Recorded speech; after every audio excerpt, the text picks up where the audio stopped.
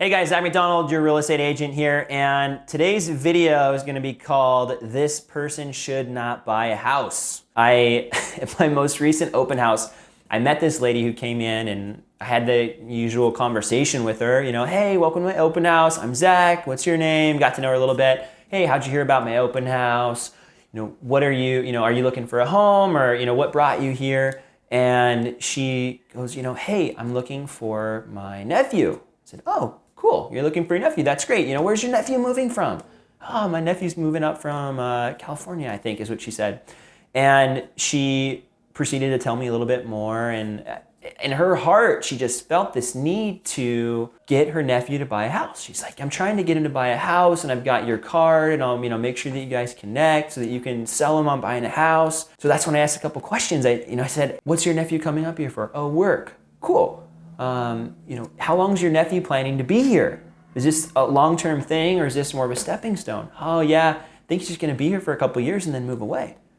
And that's when the conversation changed, because this person shouldn't buy a house. At least I don't think so, not right now. As we talked a little bit, I shared some of my thoughts on that. So, houses cost money to buy. You're gonna put your down payment, but you have closing costs and other fees associated with that. Plus, when you go to sell your house, you've got all these other fees too. So you've got closing costs on the selling side, and a lot of those, that's going to include commissions, buying and selling agent commissions. It's going to include your taxes. It's going to include title and escrow fees. You're looking at 7 to 8%. So when you take that, the costs on the upfront and the cost to sell, plus what if the market adjusts in a year or two? What if there's a slight downturn or even a big downturn, right? Those don't last forever. We've never seen one that lasts forever in a good market, but there's going to be some kind of a correction here on the horizon. And if you bought a house and you bought it for a year and a half, 2 years, you're probably gonna walk away with less than you came with, right? You're not gonna get back what you're hoping to get back out of it. Maybe 2 or 3 years ago when the market was really hot, it would have made sense to buy something because, man, if homes are going up 10, 15% a year and you bought a house 2 years before, now your house is worth like 30% more, well, okay, yeah, you can pay those fees and all that and you're still walking away with a chunk of change, right? That's a great investment, especially if you put a low down payment down. But if you're coming in, you're putting a low amount down and you have all these fees and the market doesn't go up that much or it goes down a little bit, you're stuck. And if you're coming here specifically for work and you are somebody that thinks maybe you're gonna move away, the flexibility of renting is great. You know what? You can still put that money into the stock market, right? And yeah, the stock market might have a correction too, right? So no investment is without risk, but real estate and the stock market are the tried and true ways of passive income, right? So if you can be putting that money, maybe that extra money you would have had towards a mortgage, and you were investing that in another place and you were still able to be making money on that, that's not a bad thing. And that flexibility is great. And you're not tied down to that house. You would hate to miss out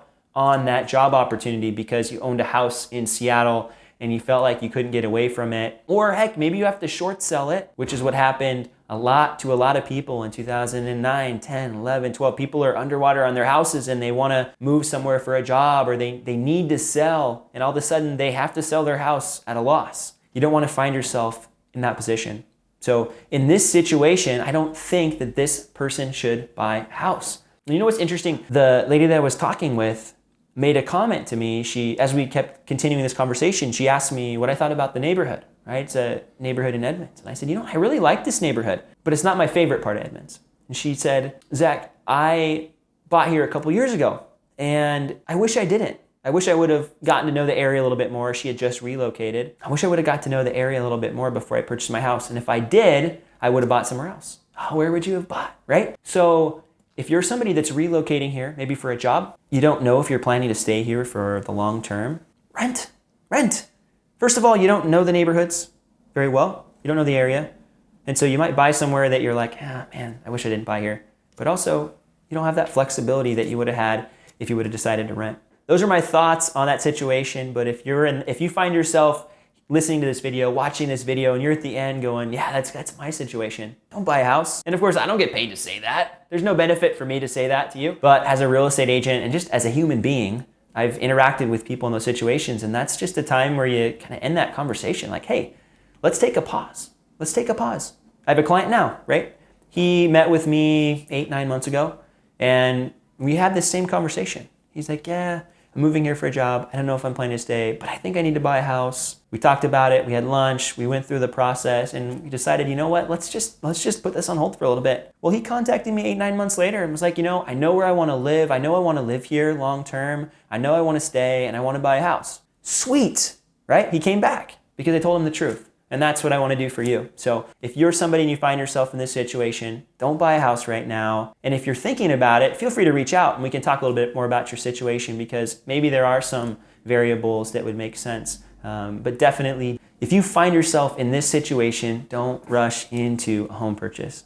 Thanks so much for watching this video. I really appreciate your attention. If you made it all the way to the end, please like this video, and heck, you should subscribe to my channel too so you can watch some of the other cool videos, market updates, things like that I have on this channel. And if you know somebody that could benefit from this video and content, please share it with them. Thanks so much.